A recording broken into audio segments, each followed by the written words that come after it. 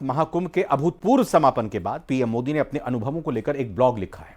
इस ब्लॉग में पीएम मोदी ने जहां महाकुंभ की भव्यता और प्रबंधन की तारीफ की, वहीं इस पूरे आयोजन को सफल बनाने वाले एक एक व्यक्ति का आभार भी व्यक्त किया गया।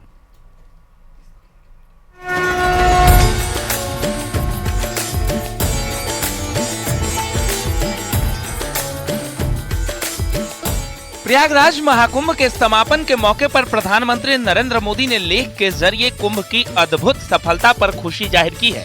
महाकुंभ के समापन पर पीएम मोदी ने लेख लिखा है।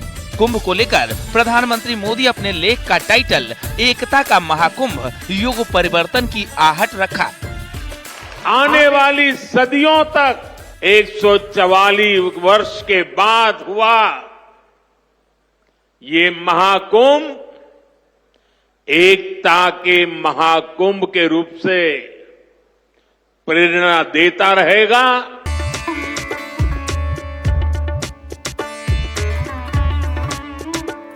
प्रधानमंत्री मोदी ने अपने लेख में लिखा कि महाकुंभ संपन्न हुआ, एकता का महायज्ञ संपन्न हुआ। जब एक राष्ट्र की चेतना जागृत होती है, जब वो सैकड़ों साल की गुलामी की मानसिकता के सारे बंधनों को तोड़कर नव चैतन्य के साथ हवा में सांस लेने लगता है, तो ऐसा ही दृश्य उपस्थित होता है जैसा हमने 13 जनवरी के बाद से प्रयागराज में एकता के महाकुंभ में देखा। वहीं पीएम मोदी ने राम मंदिर प्राण प्रतिष्ठा का भी जिक्र किया और देव भक्ति से देशभक्ति का सूत्र दिया। 22 जनवरी 2024 को अयोध्या में राम मंदिर के प्राण प्रतिष्ठा समारोह में मैंने देव भक्ति से देशभक्ति की बात कही थी।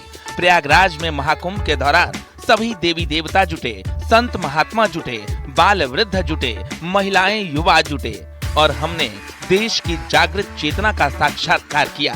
ये महाकुंभ एकता का महाकुंभ था, जहां 140 करोड़ देशवासियों की आस्था एक साथ एक समय में इस एक पर्व से आकर जुड़ गई थी।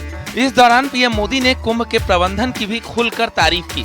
प्रयागराज में हुआ महाकुंभ का ये आयोजन आधुनिक युग के मैनेजमेंट प्रोफेशनल्स के लिए, प्लानिंग और पॉलिसी एक्सपर्ट्स के लिए नए सिरे से अध्ययन का विषय बना है।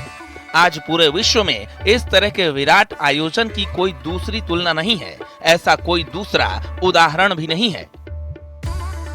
पीएम मोदी ने अपने लेख में कुंभ से जुड़ी चुनौतियों का भी जिक्र किया और बताया कि आखिर कैसे इस विशाल आयोजन ने देश और दुनिया में भारत की साख और पहचान मजबूत की है। पूरी दुनिया हैरान है कि कैसे एक नदी तट पर त्रिवेणी संगम पर इतनी बड़ी संख्या में, करोड़ों की संख्या में लोग जुटे।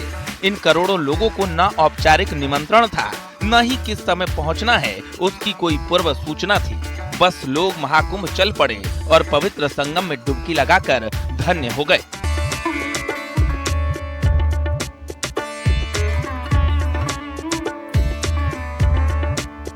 वहीं लेख के जरिए पीएम मोदी ने सभी के सहयोग का शुक्रिया भी किया।